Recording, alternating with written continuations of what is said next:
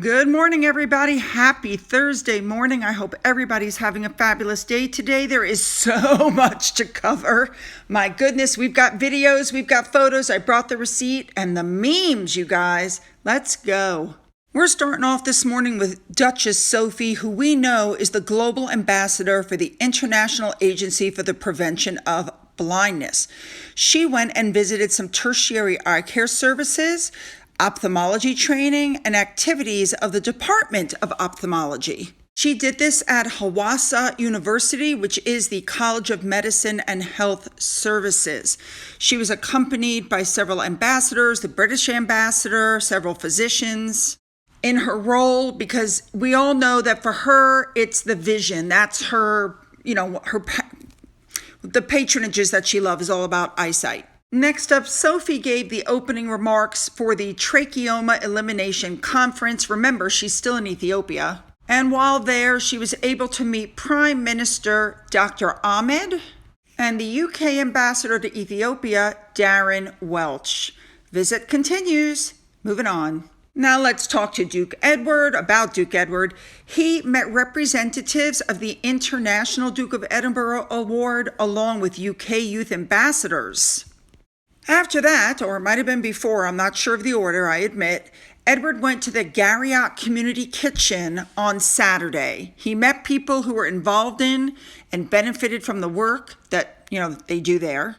Edward went into the kitchen. We've seen him do that before on some of his stops. He made pizza, he made scones, then he sat down and had a cup of tea. Oh, I love that. Now, for those who don't know what this is a Scottish charity. It's a kitchen that's supported by representatives from NHS and the council. And what they do is they encourage practical cookery skills in the local communities. They talk about healthy eating, food hygiene. They do training on how to cook. All kinds of stuff so that people could know how to appropriately store, cook, and serve food. I think that's lovely. Moving on.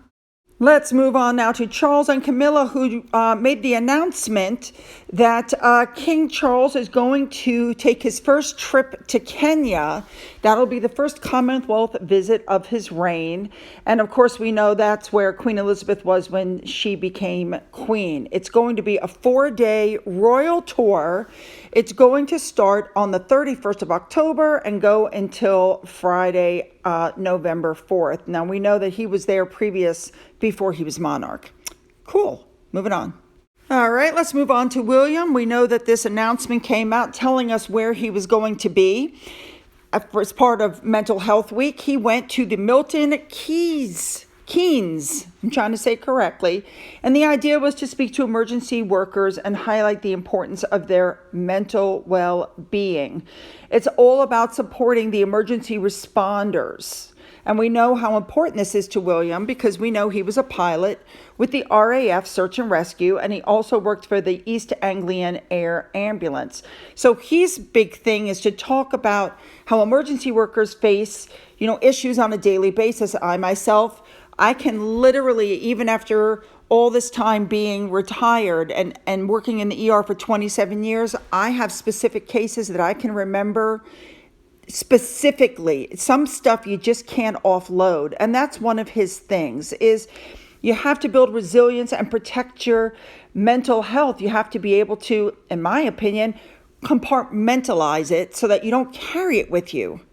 So the Blue Light Hub where he was the base for the ambulance service, the police, and the fire and rescue. It was a purpose-built, combined fire, police, and ambulance premises. Very interesting. I'd never heard of that before, combining all that together. But okay.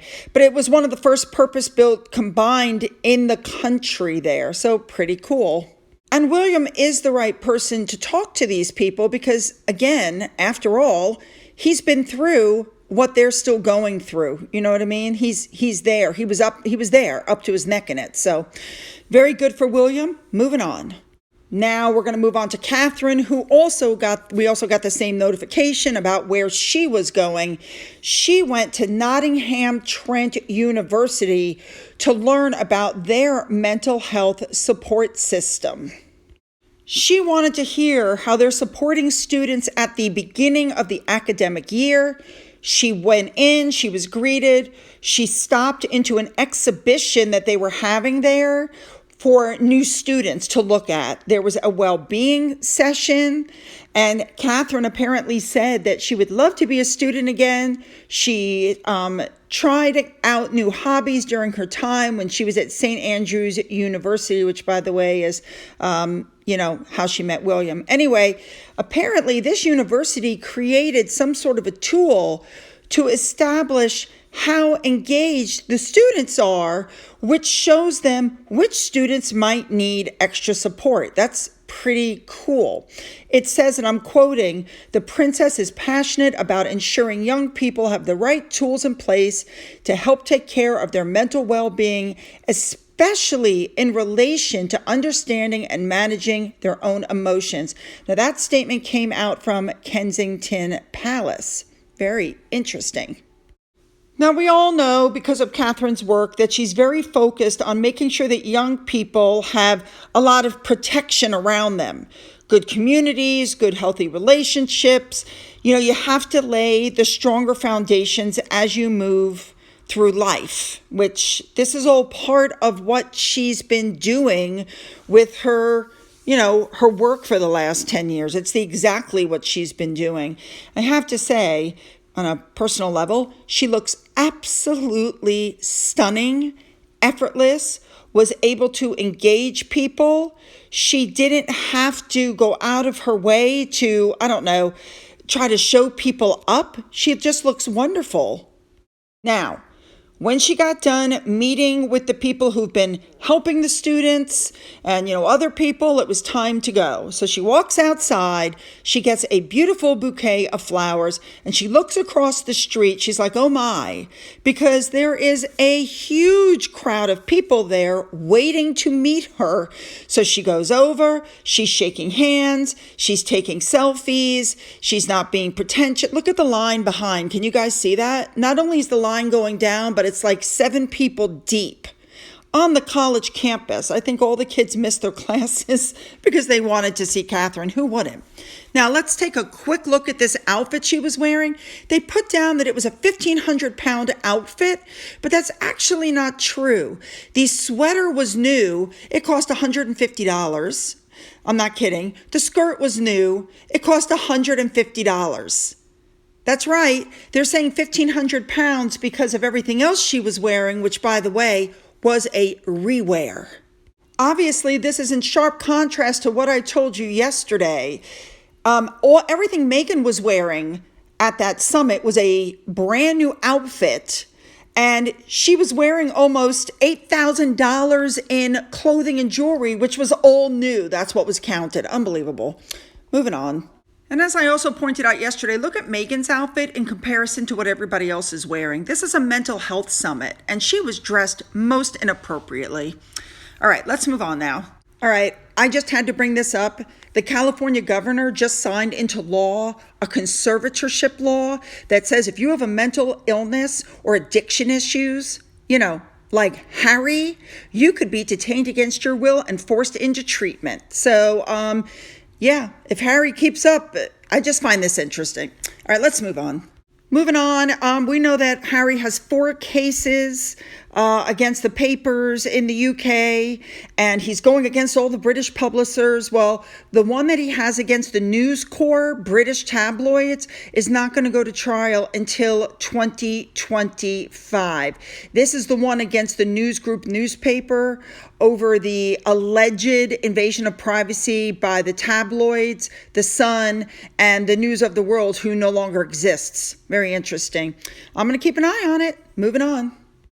Next up, articles are coming out saying that Harry, you can tell, is frustrated because when he's by himself, he's relaxed. When he's with Meghan Markle, he's not. And she's basically stealing his airtime. She's doing all the talking. Look at his face. I mean, they said that he looks like he's, quote unquote, struggling to find a purpose when he was talking in this panel about, the mental health in the digital age. This article said it exactly perfectly, and I'm quoting. It says, We can see in a number of the photos from the New York conference, she's beaming. She's got a big smile on, but he looks like someone stole his sweets. I agree. I mean, she left him in the dust. She went out. She's got her mic in her hand. She's smiling. She's put her hand out. She's in her element. He's not.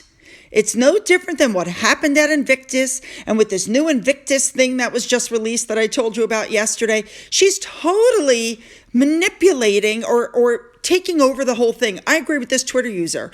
She has totally hijacked Harry's mental health gig. She's got nothing else of her own. So she's taking over everything that Harry had.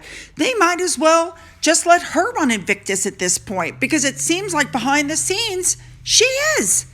She is hijacked it. Next up, we're going to discuss the fact that Harry and Meghan, who we know are always going on about the environment, took 7 gas-guzzling SUVs to go 1 block. Okay. Now, that is what the papers said. But that's actually not what happened. There were 4 SUVs. Here's some video. Let's show you. Let's go. Now we're going to watch this from 3 different angles. Okay, because after they come down and they go down the road, there's 1 vehicle, there's 2 vehicles, there's 3 vehicles, there's 4 vehicles, but that's a private vehicle. Now remember, they only go 200 feet. That's right, ladies and gentlemen, 200 feet from one garage to another. So here it is from another angle. So there's the police car in the front, no lights, no nothing. First car, second car, third car. You have the police, see, no lights.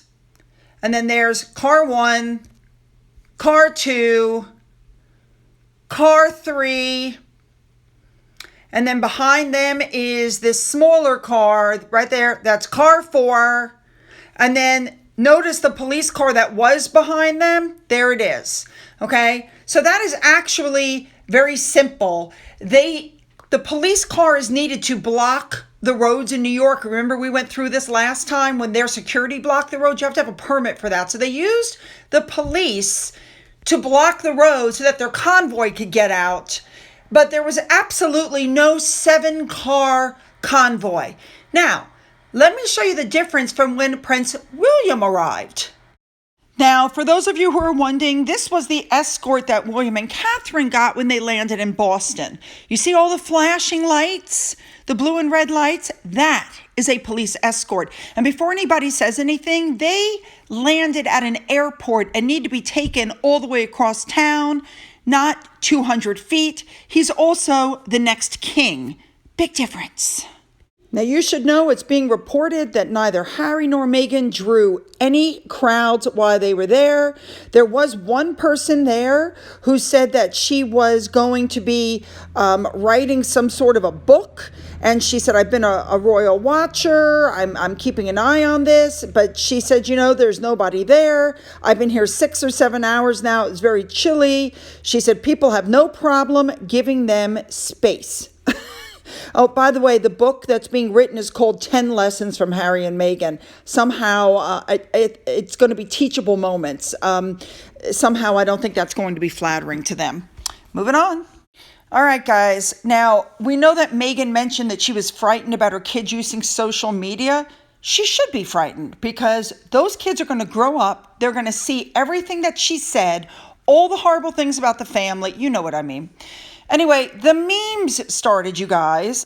I wish I could give credit to everybody, but it's not always possible. So, all right, here you go.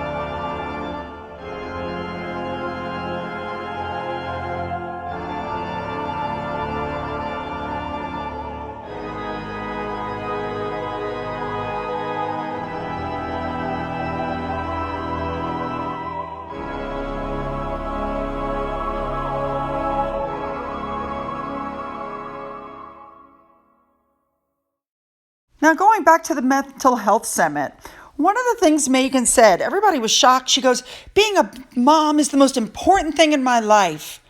And then she goes, except being married to this one. So first she called him Has, then H, then my husband. Now it's this one. And I agree with Megan's mole. Remember when Harry threw a fit because William called Megan that woman?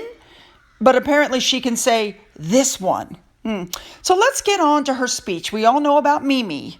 So instead of playing the clips to you, I'm just going to read you the highlights, okay? Being a mom is the most important thing in my life, except, of course, being a wife to this one. But I will say, I feel fortunate. I feel frightened at how it's continuing. I'm given a lot of hope and energy. I'm confident. You get the point, guys? Again, it was a whole Mimi speech. She turned the whole thing into her. Now, at one point, she was asked a question and she went on some rant. And so Harry basically rephrased the question to her. You want to talk about somebody getting mad? Look at her face. She was freaking livid. She couldn't even hold her mask in place, right? She was just like, you could see her looking at him thinking, I cannot believe you just did that to me on the stage. I just can't believe it. And then you see her digging her nails into her fingers. And at one point, she's gripping her knees so hard, she's creasing her pants. I mean, my goodness, how dare he? Good for him. In the end, you guys, you have this with the rat tail hanging in her face and the messy bun again with pieces hanging everywhere. Or you have this. I don't think there's a competition at all. All right, quick Finn update, you guys. People were wanting one. He is doing just fine. You're going to be so disappointed. We let him back in the bed. But he's not growling anymore or snapping, because if he does, he knows he's off. Isn't he cute? All right, guys, you know what I want. Leave those comments, make them good. And if you've donated to my coffee fund or through the thanks button, thank you so much and have a fabulous day.